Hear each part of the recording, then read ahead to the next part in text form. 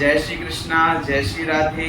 प्रिय दर्शकों, मैं पंडित मनु दीक्षित आप सभी का आपके अपने YouTube चैनल श्री कृष्णा ज्योतिष में आप सभी का हार्दिक स्वागत व अभिनंदन करता हूँ।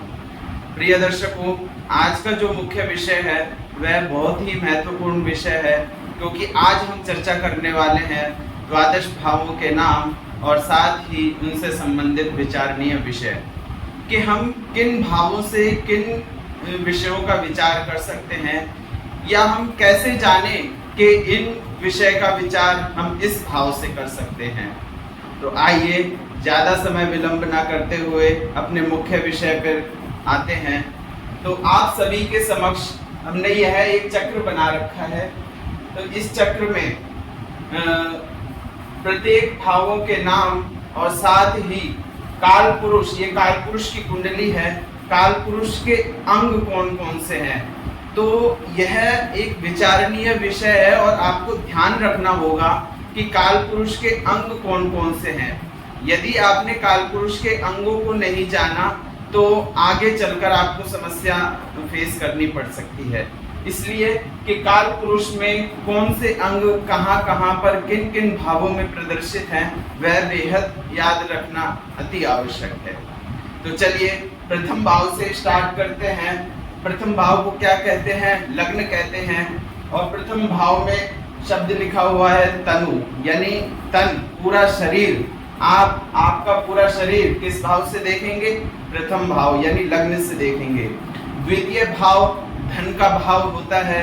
पैतृक संपत्ति, कुटुंब का भी भाव द्वितीय भाव को बोलते हैं। तृतीय भाव सहज भाव, आपके छोटे भाई बहनों का भाव भी तृतीय भाव है। चतुर्थ भाव सुख का भाव है, आपकी माँ का भाव भी चतुर्थ भाव है। पंचम भाव सुत का भाव, संतान का भाव भी बोलते हैं, और इसी को क्या बुद्धि का भाव भी बोलते हैं। इससे आगे चलते हैं तो रिपु का भाव षष्ठम भाव है। रोग, रिपु और ऋण किस भाव से देखा जाता है? तो षष्ठम भाव से देखा जाता है। इसी से आगे चले तो जाया, जाया अर्थात पत्नी का भाव कौन सा है? सप्तम भाव है। सप्तम भाव से अष्टम भाव पर चले तो आयु का भाव अष्टम भाव को बताया गया है। नवम भाव को धर्म का भाव बताया गया है और इसे ही भाग्य भाव भी बोलते हैं। दशम भाव कर्म का भाव है, यह आपके पिता का भी भाव है। कुछ लोग पिता का भाव नवम भाव को भी मानते हैं, तो वह अपना तर्क सामने रखते हैं, लेकिन कुछ परसेंट ऊपर नीचे होता है। लेकिन मेरे मतानुसार दशम भाव से पिता का और नवम भाव से पिता के सुखों का विचार किया जाता है। खैर आगे चलते हैं। एकादश भाव से आय क्या और द्वादश भाव से व्यय का विचार करते हैं। इसी प्रकार काल पुरुष जो है, काल पुरुष के अंगों का भी अपन मोटा मोटा से ऊपर देख लेते हैं कि किस अंग को किस भाव में प्रदर्शित किया गया है, फिर आगे इसको समझने का प्रयास करेंगे। तो प्रथम भाव जो है जिसको लग्न बोलते हैं, तो लग्न में क्या है? मेष राशि है। मेष राशि से मस्तक का विचार करते हैं। जो अपना हेड है ये मस्तक, इसका विचार हम किससे करते हैं? लग्न से करते हैं। द्वितीय भाव मुख का भाव है, जो अपना ये मुख है इसका विचार हम किससे करेंगे? द्वितीय भाव से करेंगे। तृतीय भाव हाथ का विचार तृतीय भाव से करते हैं। अब ये अपन आगे इसको समझेंगे कि दायां हाथ के बायां हाथ का विचार हम किससे करते हैं। तो मुख्य रूप से हाथ का विचार हम किससे करेंगे? तृतीय भाव से करेंगे।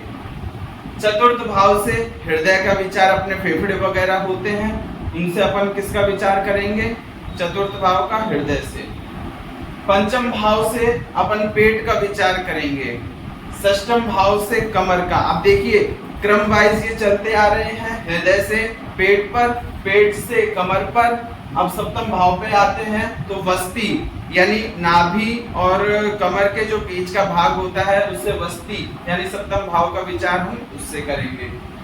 जननांग का विचार, हमारे जो कमर और जंघाओं के बीच का जो पार्ट होता है उसका विचार हम किससे करेंगे? अष्टम भाव से करेंगे। नवम भाव से जांघों का, जांघों से नीचे क्या आता है? घुटनों का। तो घुटनों का विचार हम किससे करेंगे? दशम भाव से करेंगे। घुटनों के बाद क्या आता है? पिंडली। घुटनों से नीचे और पंजे के ऊपर का जो भाग होता है वह पिंडली होता है। पिंडली का विचार हम किससे करेंगे? 11th हाउस से करेंगे। द्वादश भाव, द्वादश भाव का हम विचार किससे करेंगे? पैरों से करेंगे। जो अपने पंजे होते हैं उनका विचार हम किससे करेंगे? द्वादश भाव से करेंगे। अब आइए, अब इनकी अपन को जरूरत पड़ेगी, अब अपन इनको समझते हैं। अब आपसे किसी ने कहा कि यदि मेरे पैर में बहुत ज्यादा दर्द है, तो जो पैर की जो समस्या है वो रोग के अंतर्गत आ गई। तो रोग अपन किससे देखेंगे? हमने आपको बताया रोग, रिपु और ऋण का भाव कौन सा है? षष्ठम भाव है। तो षष्ठम भाव से अपन क्या देखेंगे? रोग। रोग शब्द से ही आपने पकड़ लिया कि षष्ठम भाव को देखेंगे, लेकिन रोग किस अंग में है? तो कहते हैं कि पैर में है। तो पैर के लिए अपन कौन सा भाव देखेंगे? द्वादश भाव देखेंगे।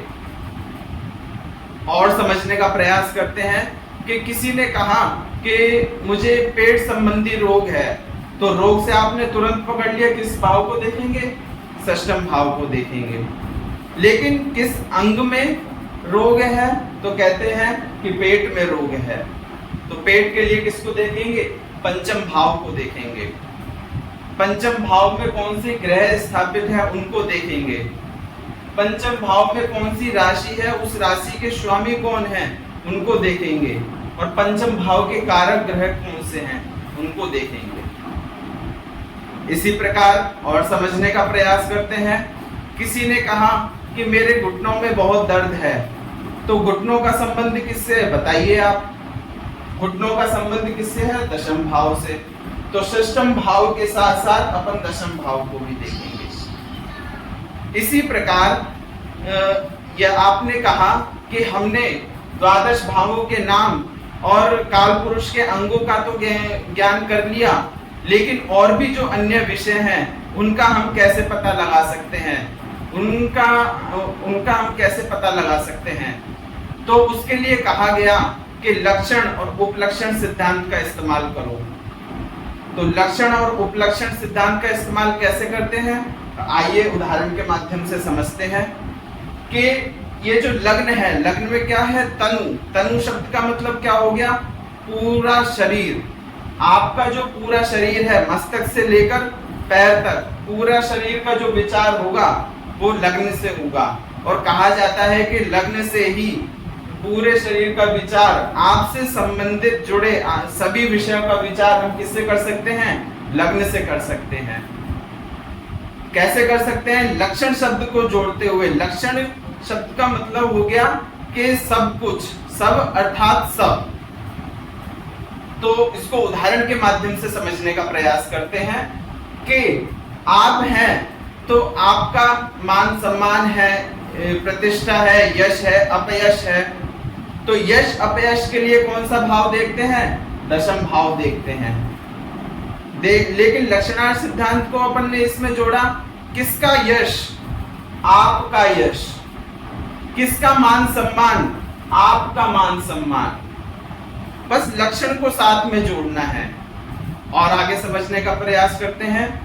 यदि किसी ने आपसे कहा कि यार फलाने का भाग्य बहुत अच्छा है, तो भाग्य से मैंने आपको बताया कि भाग्य भाव कौन सा है? नवम भाव है। लेकिन किसका भाव भाग्य अच्छा है? आपका भाग्य अच्छा है। तो अपन क्या देखेंगे? लग्न को देखेंगे। अगर लग्न ही कमजोर हुई तो आपका भाग्य आपका साथ नहीं देगा। तो कहने का तात्पर्य यह है कि अपन को लक्षण साथ में जोड़ना है। लक्षण साथ में जोड़ेंगे तो एक से अधिक विषय भी अपन इसमें जोड़ सकते हैं। और आइए उदाहरण के माध्यम से अपन समझने का प्रयास करते हैं कि द्वितीय भाव से हमने जाना कालपुरुष के अंगों में मुख का विचार हम किससे करते हैं? द्वितीय भाव से करते हैं। तो अब दांत कहाँ है अपने? दांत मुख पर है, तो मुख दांतों का विचार कहाँ से होगा? द्वितीय भाव से होगा। जिह्वा कहाँ है? जिह्वा मुख में है, तो जिह्वा का विचार भी कहाँ से होगा? द्वितीय भाव से होगा। ओष्ठ कहाँ है? होठ कहाँ पर है? होठ भी मुख में ही है, तो होठों का विचार भी कहां से होगा? द्वितीय भाव से होगा। कान कहां पर है? कान मुख में है, तो कानों का विचार भी कहां से होगा? द्वितीय भाव से होगा। तो कहने का तात्पर्य यह है कि ये आपको खुद से प्रयास करना होगा, लक्षण सिद्धांत आपको खुद से जोड़ने होंगे और ये प्रयास करना होगा, अनुभव लेना होगा इस चीज का, तभी आप इसको कर पाएंगे। और इसको आगे समझने का प्रयास करते हैं कि उदाहरण के तौर पर यदि किसी ने आपसे कहा कि मुझे भूमि भवन इत्यादि प्राप्त हो सकते हैं कि नहीं, तो भूमि भवन क्या है? एक जाहिर सी बात है, यदि आप भूमि भवन लेंगे तो आपको क्या होगा? सुख की अनुभूति होगी। तो सुख का संबंध किससे है? चतुर्थ भाव से। तो भूमि भवन का संबंध चतुर्थ भाव से हुआ, तो चतुर्थ भाव से हम क्या देखेंगे? भूमि भवन इत्यादि को देखेंगे। इसी में ही चतुर्थ भाव को और लेते हैं कि किसी ने यदि आपसे कहा कि मुझे वाहन इत्यादि प्राप्त हो सकता है, तो वाहन इत्यादि भी क्या है? सुख की अनुभूति हुई वाहन इत्यादि को लेने के लिए। तो जहां पे सुख की अनुभूति हो रही है उसको हम लक्षण सिद्धांत से जोड़ते हैं, तो सुख की अनुभूति कहाँ हो रही है? चतुर्थ भाव में हो रही है। तो वाहन इत्यादि को भी हम कहां पर देखेंगे?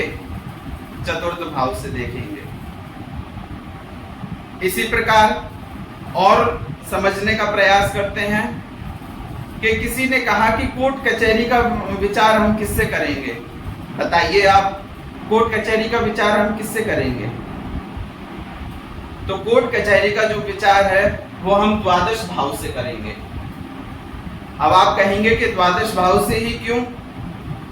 कि असल में देखा जाए तो द्वादश भाव के ठीक सामने षष्ठम भाव है। षष्ठम भाव में अपन क्या देखते हैं? रोग, रिपु और ऋण। तो जब हमने इसका जुड़ाव रिपु से किया तो जाहिर सी बात है कोर्ट कचहरी के तो चक्कर लगेंगे ही। कोर्ट कचहरी के चक्कर लगेंगे तो व्यय इत्यादि होगा। व्यय का भाव कौन सा है? द्वादश भाव है। तो कोर्ट कचहरी का भी विषय जो है हम द्वादश भाव से देखेंगे। ठीक इसी प्रकार किसी ने कहा कि इंश्योरेंस का जो पैसा है वो कितना मिलेगा, कब मिलेगा, कैसे मिलेगा? तो बताइए आप, इंश्योरेंस का अपन किस भाव से देख सकते हैं? आप कहेंगे कि धन भाव तो ये है और आय भाव ये है, लेकिन लक्षण सिद्धांत कहता है कि नहीं, इंश्योरेंस आप कब करवाते हैं? इंश्योरेंस कोई आकस्मिक दुर्घटना हो जाती है इसीलिए तो आप करवाते हैं। तो आकस्मिक दुर्घटनाओं के लिए कौन सा भाव है? अष्टम भाव, जिसको मृत्यु का भी भाव बोला जाता है, आयु का भी भाव बोला जाता है। तो और ठीक इसी के ही सामने धन भाव भी पड़ता है। तो इंश्योरेंस का भाव अपन किससे? अष्टम भाव से देखेंगे और इंश्योरेंस का जो विषय है वह अपन अष्टम भाव से देखेंगे। तो कहने का तात्पर्य यह है कि लक्षण आपको जोड़ते चले जाना है। लक्षण आप जोड़ते चले जाएंगे तो मैं जो विषय बता रहा हूं हो सकता है आप एक से अधिक विषय भी इसमें जोड़ लें। ये आपको खुद से सीखना होगा, खुद से समझना होगा, खुद से अनुभव करना होगा। यदि मैं चाहता तो प्रत्येक भाव में हर विषय लिख के आपके सामने प्रस्तुत कर देता और आपको बता देता कि इस भाव से इस विषय का विचार करते हैं, इस भाव से इस विषय का विचार कर सकते हैं। लेकिन मैंने यहाँ पर उन विषयों को ना लिख के आपको समझाने पर बल दिया कि आप, क्योंकि आप उम्र के जिस पड़ाव में यह सीख रहे हैं वहां केवल रटना मायने नहीं रखता है। वहां आप एक बार अगर यदि सीख लिए कि लक्षण सिद्धांत कैसे जोड़ते हैं तो आप एक नहीं एक से अधिक विषयों को आप इसमें प्रत्येक भाव से संबंधित जोड़ सकते हैं। इसलिए आशा करता हूं आज का वीडियो यह आपको ज्ञानप्रद लगा होगा, लाभप्रद लगा होगा। आप इस वीडियो को लाइक कर सकते हैं, ज़्यादा से ज़्यादा शेयर कर सकते हैं और लोगों को भी इस वीडियो का लाभ प्राप्त करवा सकते हैं। तब तक के लिए आप सभी से आज्ञा लेता हूँ। जय श्री राधे, जय श्री कृष्ण।